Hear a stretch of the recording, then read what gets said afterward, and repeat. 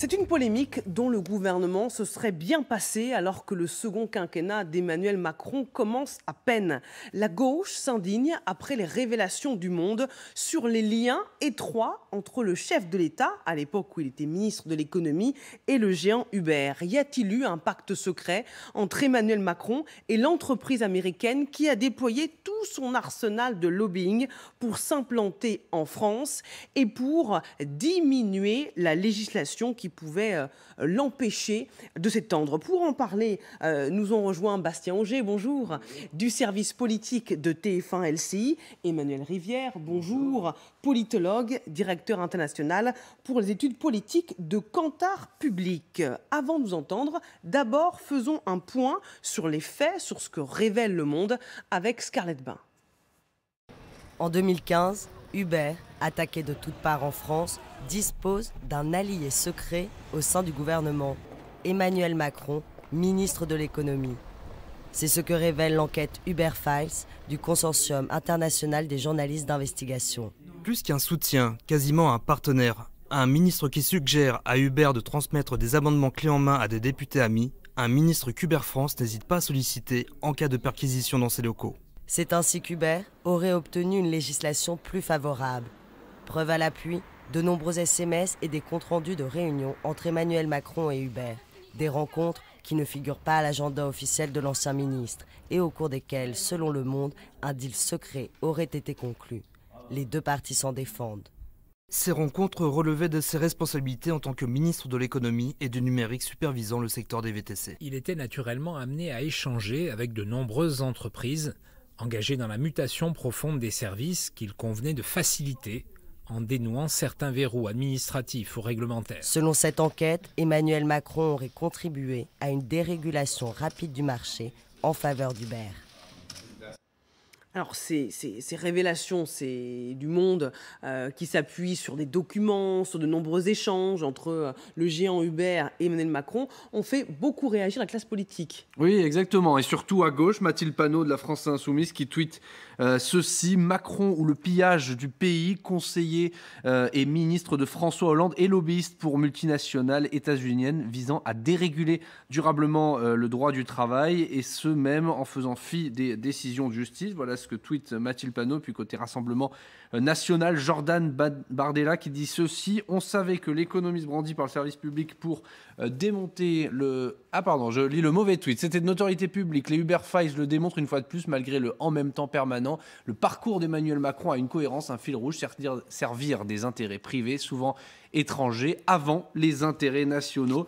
Et puis une autre voix de gauche, c'est Yannick Jadot qui s'exprime pour Twitter pour dire ceci: ce pouvoir n'a jamais cessé de soumettre l'intérêt général à celui des lobbies. Il y a une urgence absolue à adopter enfin au Parlement une grande loi de séparation des lobbies et de l'État. Voilà pour Yannick Jadot. Et il y a d'autres réactions, elles sont très nombreuses, avec une partie de la gauche qui annonce notamment qu'elle envisage peut-être de créer une commission d'enquête parlementaire. Ah oui, ça peut aller jusque-là ce matin. Alors, il y a plein d'angles à tirer sur l'image du président, mais d'abord le fond.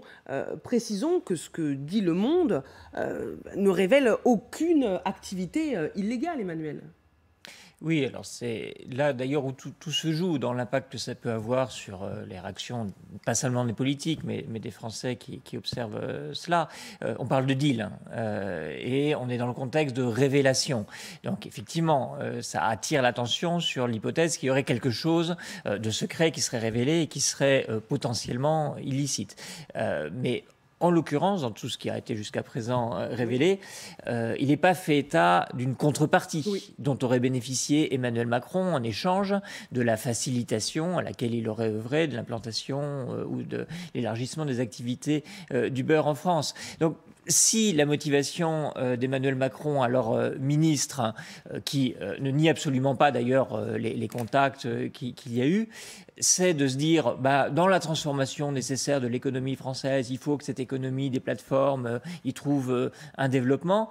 Le sujet est et reste politique. Il peut être polémique, puisque ça peut traduire des visions de la société antagonistes et qui se sont tendues parce que, voilà, 6-7 ans après, c'est vrai que le regard qui est porté sur cette économie des plateformes est un regard qui est plus critique, en ce qu'il induit une forme de précarité, de collaborateurs qui ne sont pas vraiment salariés, qui n'ont pas donc la protection, mais ça reste politique. Simplement, c'est vrai que ça intervient dans un contexte où on établit une proximité entre une personnalité politique, en l'occurrence de premier plan puisqu'il s'agit du président de la République, et une société qui plus est américaine. Et évidemment, ça fait écho à ce qui s'est dit dans la campagne de la proximité d'Emmanuel Macron avec le cabinet McKinsey, etc., etc. Donc oui, ça peut avoir un impact sans que dans ces révélations, il y ait quelque chose sur lequel il y ait un acte illicite qui soit jusqu'à présent révélé. Bastien.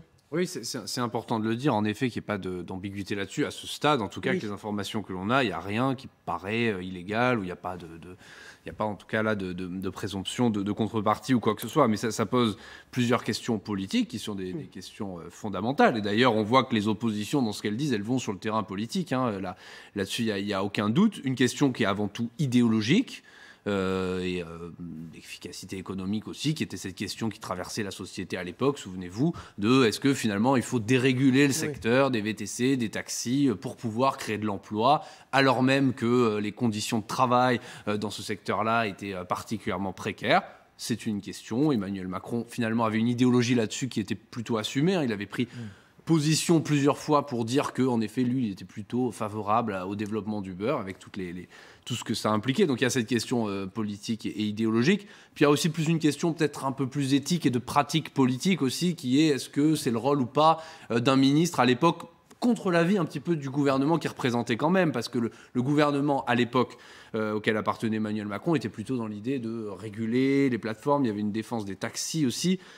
Et Emmanuel Macron, voilà, ce que semble dire cet article et cette enquête, c'est qu'il faisait un petit peu bande à part, peut-être parce que lui avait fait ce choix de pousser pour l'installation d'Uber en France. Mais on le voit, en 2018, aux côtés du PDG d'Uber, il aurait tenté d'un peu de court-circuiter Manuel Valls, à l'époque Bernard Cazeneuve et François Hollande, qui n'étaient pas pour une dérégulation du marché et qui n'étaient pas pour favoriser Uber. On va écouter d'autres réactions politiques ce matin, notamment à gauche, Alexis Corbière et Fabien Roussel. C'est très grave, l'idée que, en fait, M. Macron a, dans un accord, ce pacte secret avec une entreprise dérégulée, la réglementation, notamment en matière de taxi, est intervenue, a essayé de modifier notamment une décision d'un préfet. On a un président de la République qui veut imposer en France un modèle américain, c'est la Startup Nation. Il fait le choix du monde des affaires, de ces multinationales, au lieu de penser à la protection des Français, la protection du travail, protéger les Français. On revient dans la rhétorique, le président accusé d'être du côté des puissantes entreprises et pas du côté des faibles. Est-ce que cette polémique, elle peut empoisonner le quinquennat d'Emmanuel Macron, potentiellement ? Elle peut effectivement créer un peu de dégâts. D'abord parce que, comme vous l'avez dit, la majorité se serait bien passée de ça au moment du démarrage de ce quinquennat, qui démarre pas très bien, il faut le dire, dans le baromètre Kantar Public et POCA pour le Figaro Magazine qu'on a rendu public il y a une dizaine de jours. Emmanuel Macron dévisse, il perd 5 points, est à 32% de confiance, une dizaine de points en dessous de son niveau d'avant la présidentielle. Donc on est dans un contexte qui est peu favorable et qui est un contexte d'affaiblissement. Et puis, comme je disais, ça fait écho, cette idée d'une proximité avec le monde de l'entreprise. Alors c'est là où je pense que quand on démêle un peu l'ensemble des éléments, il y a deux registres en fait, qui sont très bien illustrés par les deux interventions, d'une part d'Alexis Corbière, d'autre part de Fabien Roussel. Fabien Roussel attaque sur le terrain politique. Je pense que c'est un mystère pour personne, compte tenu de ce qu'a été d'ailleurs la loi Macron qui a été votée en 2015, du positionnement d'Emmanuel Macron sur cette idée d'une nécessaire dérégulation d'un certain nombre d'activités, d'un certain nombre de professions. Et qu'il soit, de ce point de vue-là, en rupture avec ses collègues du gouvernement, j'allais dire, ça s'est un peu vu par la suite, puisqu'il s'est désolidarisé du Parti socialiste, dont il a d'ailleurs beaucoup facilité la défaite au moment de la présidentielle. Mais il y a un sujet, il y a évidemment un sujet qui a pris un tour différent avec le recul, compte tenu de ce que je rappelais tout à l'heure du regard qu'on porte sur cette économie.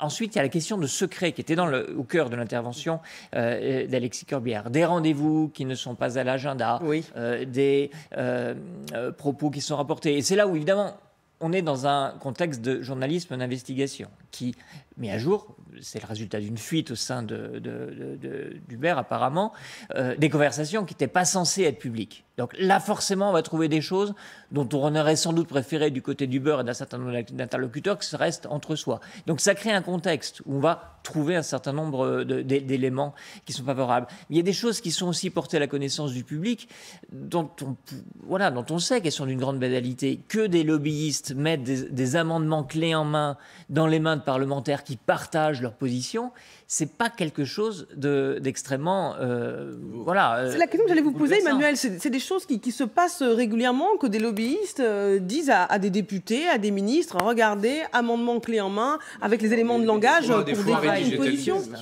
Des fois rédigé tel quel, mais c'est pas parce qu'une enquête le met en évidence et qu'on le sait que ça pose pas évidemment des questions. Et ça pose la question qui était posée par Yannick Jadot, celle de la transparence sur cette pratique-là. À la limite, c'est aussi ce qui se pratique à Bruxelles, mais où c'est extrêmement régulé, où des lobbyistes suggèrent à des parlementaires de prendre en compte tel ou tel. Donc, on ne peut ou pas considérer qu'il y a un travail mutuel nécessaire de nourrir des décisions réglementaires par l'écoute du marché, l'écoute des différents acteurs. Et la question clé, et à laquelle je pense beaucoup de Français adhèrent par principe, c'est celle de la transparence. Tout ça ne doit pas se passer dans l'entre-soi et dans des conversations confidentielles, mais de manière qui soit assumable. Oui, pour rebondir sur cette question du mal que cela peut faire à l'image d'Emmanuel Macron, en effet, je pense que les Français ne découvrent pas la Lune en lisant ce matin qu'Emmanuel Macron est plutôt un libéral qui a plutôt plaidé pour une dérégulation d'un certain nombre de marchés. Ça, c'est pas une surprise. Et quelque part, ça remet un peu ce débat au centre du jeu. Par contre, ce qui est intéressant, par exemple, quand on voit les tweets de Jordan Bardella, c'est qu'on remet aussi au centre du débat la question, au fond, de les intérêts de la France contre les intérêts de l'étranger. Oui. Et là, recolle à Emmanuel Macron cette image qu'il a parfois eue à tort, à raison, mais qu'en tout cas, ses adversaires ont voulu coller à sa peau, finalement, il défendrait les intérêts des multinationales, internationales, plus que les intérêts de la France. Et ça... c'est compliqué pour Emmanuel Macron qui, au fond, depuis quelques années, a essayé de gommer un petit peu cette image en jouant une carte qui jouait beaucoup moins à l'époque quand il était ministre de l'économie, mais qu'il a beaucoup plus développée ces dernières années, qui est une carte presque souverainiste, de dire, voilà, moi je suis le président qui va restaurer la souveraineté de la nation française et une souveraineté économique française. Et ça peut un petit peu aller ternir cette image-là. Je voudrais vous faire, puisqu'on parle du lien étroit entre Emmanuel Macron et puis les lobbies, potentiellement, je voudrais vous faire écouter ce qu'a dit Laurent Berger, le secrétaire général de la CFDT ce matin, sur cette question des lobbies. Écoutez, pour l'instant, c'est une information donnée par des journalistes qui ont enquêté sérieusement, semble-t-il. Ce qui est problématique, c'est qu'il n'y ait pas, à ce moment-là, une forme de réflexe en disant, ils font du lobbying, c'est pas nouveau, beaucoup en font, et il y a un peu une prévenance pour essayer de faire en sorte qu'il y ait des règles qui soient posées. C'est ce que demande Yannick Jadot. Plus de transparence et des règles pour encadrer les liens entre les lobbyistes, quels qu'ils soient, et puis les politiques. Oui, et c'est ce qui se met en place d'ailleurs, parce qu'il y a eu des évolutions de la réglementation imposant la transparence de qui va à l'Assemblée nationale, qui rencontre des parlementaires, etc. Mais ce qui me paraît aussi important à avoir en tête, c'est que dans cette affaire, il y a un peu deux lobbyistes aussi. Il y a les lobbyistes d'Uber qui ont envie de trouver une solution pour le développement de leur activité alors qu'ils vont devoir renoncer au volet Uber Pop, qui permettait à des particuliers de se transformer pour quelques heures en chauffeur VTC. Donc ils ont besoin d'appui en France. Et il y a une espèce de super lobbyiste aussi qui est Emmanuel Macron, dont peut-être qu'une partie des motivations est de faire en sorte que la France passe pas à côté de quelque chose. Là, je me fais un peu l'avocat évidemment de cette... Mais il y a le sommet de Choose France aujourd'hui qui s'ouvre et on va voir la constante en fait d'Emmanuel Macron dans cette volonté de promouvoir la France comme destination. Mais évidemment, là où c'est compliqué, c'est qu'il faut naturellement que ce soit au vu et au su de tous. Est-ce que révèle les conversations, c'est qu'effectivement Emmanuel Macron semble prendre un parti, vouloir intervenir. Alors il y a presque autant d'éléments à charge et à décharge, hein, puisque en fait pendant toute cette période, Uber, tout proche qu'ils sont du ministre de l'économie, se cogne, si j'ai bien lu, une inspection de la DGCCRF qui dépend du ministère de l'économie, un contrôle fiscal qui dépend en ce moment-là du ministère du budget, et même une perquisition. On va vraiment dire qu'ils aient beaucoup bénéficié d'une influence. Ils n'ont pas obtenu, mais ils ont quand même essayé en disant à Emmanuel Macron par texto, est-ce que tu peux faire quelque chose ? Et Emmanuel Macron qui répond, je veux voir ce que je peux faire. Voilà. Après, je ne suis pas sûr non plus que des gens qui rencontrent Emmanuel Macron quand ils sont dans la position d'Uber et qui entendent ce qu'ils ont envie d'entendre, qui sortent super enthousiastes, ce soit non plus vraiment une révélation quand on connaît un peu la pratique parfois du président de la République par rapport à des interlocuteurs. Mais toute la question est là en fait. Est-ce que la motivation d'Emmanuel Macron à ce moment-là, c'est de faire entrer, ce qui est encore une fois un sujet de débat politique, incontestablement, Uber, et de faire en sorte que la France soit une terre favorable à l'implantation d'Uber parce qu'il y voit une ressource de création d'emplois pour un certain profil de travailleurs peu qualifiés, etc. Ou est-ce que le mot deal, qui est largement utilisé, ou d'accord secret, renverrait à une contrepartie qui, elle, serait inconnue. Évidemment, beaucoup de gens vont sans doute aussi s'engouffrer dans cette question-là. Qu'est-ce que Uber a pu offrir à Emmanuel Macron ? Et dans ce qui est révélé jusqu'à présent, il n'y a pas de trace de quoi que ce soit qui soit une contrepartie. Quand on parle de la question au fond du rapport entre un responsable politique et les lobbies, en fait c'est assez délicat parce qu'on voit que quand on parle d'une entreprise d'une telle taille que Uber, la frontière entre la défense d'intérêts privés d'une entreprise et l'intérêt général, la frontière est mince parce que ce que prétend Emmanuel Macron et ce que prétendent d'ailleurs, on le voit aujourd'hui, ces lieutenants qui forcément sortent ce matin pour le soutenir, c'est cette idée que finalement, oui, il a fait du lobbying pour Uber, mais parce qu'il le faisait selon lui dans le sens de l'intérêt général.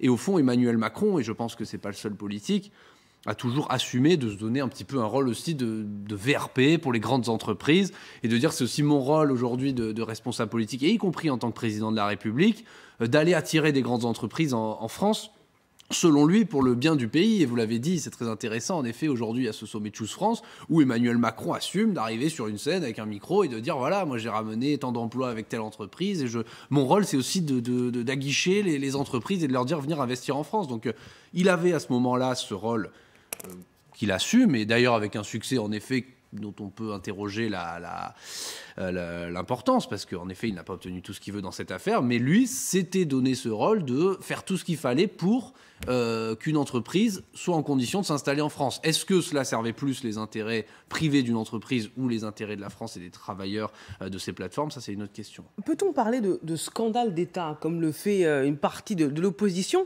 Écoutez ce matin la réaction de Jean-Louis Bourlanges sur LCI. C'est toujours scandale, c'est toujours d'État d'ailleurs, forcément, puisqu'on met en cause les autorités publiques. Très bien, moi je ne vois pas en quoi le fait de favoriser l'installation d'une entreprise destinée à fluidifier le marché est un scandale en soi. Je ne vois absolument pas en quoi il y aurait eu une sorte de crime à l'idée de favoriser l'implantation d'une entreprise de transport comme Uber dans l'offre de transport, notamment de la région parisienne. C'est révélateur également du rapport d'Emmanuel Macron avec le marché du travail, avec sa vision de l'économie, d'avoir voulu favoriser l'implantation d'Uber en France. C'est-à-dire les mots qui sont aujourd'hui employés, y compris contre Emmanuel Macron, comme la Startup Nation, dans l'une des réactions que vous avez passées, c'est le vocabulaire d'Emmanuel Macron. Et c'est effectivement sa vision en 2014, 2015, 2016, entre son arrivée au ministère de l'économie, le vote de la loi Macron et la perspective de la loi Macron 2 et le vote de la loi El Khomri, il y a cette idée qu'il y a une rigidité spécifique du marché du travail en France qui nuit à la création d'emplois. Et je pense qu'on n'est pas encore à ce moment-là dans le regard qu'on porte aujourd'hui, du reste. Alors certains leçon, incontestablement, sur l'idée que cette dérégulation, évidemment, est porteuse de fragilité et créatrice de situations de travail, de quasi-dépendance par rapport à l'économie des plateformes, de gens qui sont certes des travailleurs indépendants, mais très soumis à un seul donneur d'ordre, ce qui invite aujourd'hui, et d'ailleurs au niveau européen, à de nouvelles régulations qui sont appliquées. Donc là-dessus, effectivement, Emmanuel Macron est attaquable au sens où cette vision-là est sans doute pas du tout fédératrice. Maintenant, voilà, est-ce qu'il y a scandale d'État ? Bon, il y a un indicateur qu'on peut utiliser. Moi, j'ai évidemment aucune compétence pour en juger. Mais quand il y a vraiment scandale d'État, on voit les opposants qui sont très actifs pour dénoncer, s'indigner, réclamer des commissions d'enquête parlementaires. C'est le cas aujourd'hui. Et les partisans, les membres de la majorité qui rasent les murs, qui attendent et qui se font un peu rares. Voilà, on va voir si les locuteurs de la majorité s'expriment avec beaucoup de franchise, de clarté, sont à l'aise dans leur basket en disant il n'y a rien de scandaleux ici, ou si on les sent pas si à l'aise que ça dans leur prise de parole sur le sujet. On va voir comment les uns et les autres se comportent, Bastien Auger. Exactement. Oui, non, moi je voulais juste réagir parce que c'est vrai que c'est limite plus intéressant finalement de s'intéresser au fond de ce dossier-là qu'à la notion ou pas de scandale d'État. Et j'ai échangé avec un soutien d'Emmanuel Macron ce matin qui disait finalement on ne regrette pas d'avoir planté Uber en France, ça a créé des emplois, mais qui me disait en même temps on n'a pas peut-être assez tôt posé un cadre social. Et c'est vrai que c'est une question qui en fait n'arrive en fait que maintenant sur la table, c'est-à-dire qu'on a Uber s'est installé en France, et c'est que maintenant qu'arrive dans le débat public, elle était déjà là, mais que vraiment est prise en compte la question de la régulation, des droits des travailleurs. Et il y a même Elisabeth Borne s'en était saisie quand elle était ministre du Travail en disant qu'elle voulait réguler tout ça. Et il y a maintenant une directive européenne qui est en cours de préparation, je ne sais pas où on est exactement le processus, mais pour justement que ces chauffeurs Uber soient considérés, ou les chauffeurs de VTC soient considérés comme des salariés. Donc il y a eu finalement d'abord la dérégulation, et Emmanuel Macron l'a portée, et ensuite la question au fond de la régulation. Et c'est assez intéressant parce que ça dit aussi quelque chose du parcours politique d'Emmanuel Macron qui au fond a émergé en politique sur cette idée de il faut casser les blocages, il faut déréguler, assez assumé, et qui maintenant lui se rend compte aussi que politiquement on ne peut pas se contenter de ce discours, et lui-même porte aujourd'hui beaucoup plus un discours qui est dans le souverainisme, dans la régulation, que peut-être à l'époque justement de cette affaire-là. Donc il y a peut-être aussi un décalage entre l'image qu'il donnait à l'époque et celle qu'il voudrait donner aujourd'hui. Certains insoumis réclament une commission d'enquête parlementaire, vous l'avez dit. Éric Coquerel, au micro, il y a quelques instants, notre journaliste Léonard Attal, qui est à l'Assemblée, qui est Éric Coquerel, le président de la commission des finances de l'Assemblée, se dit favorable à une commission d'enquête. Et ce matin, le patron de la CGT, Philippe Martinez, lui, estime que le président doit s'expliquer. C'est vrai que le président de la République est intouchable, on ne peut pas faire de commission d'enquête, mais enfin le minimum c'est qu'il explique ce qu'il a fait et comment il a contribué à non seulement faire en sorte que Uber s'implante en France, mais grâce à une loi qui s'appelle la loi Macron, découdre une partie du Code du travail pour favoriser ce type d'activité et notamment les conséquences sociales sur les salariés. Cette commission d'enquête parlementaire, est-ce qu'elle a une chance de se créer ? En théorie, oui, puisque les groupes parlementaires à l'Assemblée nationale ont un droit de tirage qui leur permet, une fois par session, d'imposer quelque part une commission d'enquête. Donc ce sera un choix politique des différents groupes d'utiliser quelque part leur réserve pour mettre ou pas ce sujet sur la table.